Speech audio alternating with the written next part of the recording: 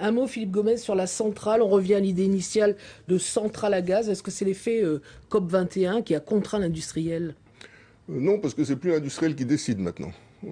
C'est plus Eramet qui porte le projet, c'est plus la SLN. Ils ont eu 10 ans pour le faire, ils ne l'ont pas fait.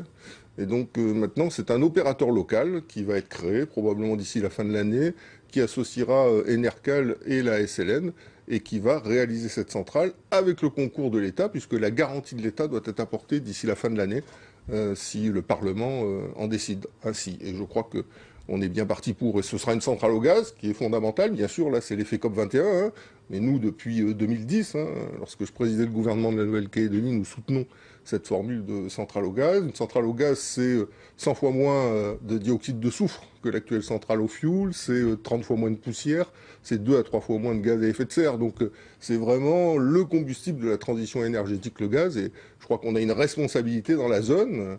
Il y a quand même le Pacifique insulaire qui est victime de manière forte du changement climatique et on doit là-dessus faire tous les efforts nécessaires. Et je crois que avoir une centrale au gaz, c'est permettre à la Nouvelle-Calédonie de s'inscrire aussi dans le mouvement mondial qui est engagé depuis la COP21. Et je termine là-dessus, c'est aussi un moyen d'assurer la compétitivité de l'entreprise. Rendez-vous compte, si on avait réalisé cette centrale ces 10 dernières années, la SLN dépenserait 10 milliards de francs CFP en moins par an. C'est-à-dire elle aurait un prix de revient beaucoup plus compétitif que celui qu'elle a aujourd'hui. Donc on va aussi, non seulement protéger l'environnement, mais également permettre à la SLN de devenir dans l'une des entreprises mondiales les plus compétitives. Et ça, c'est important pour notre pays.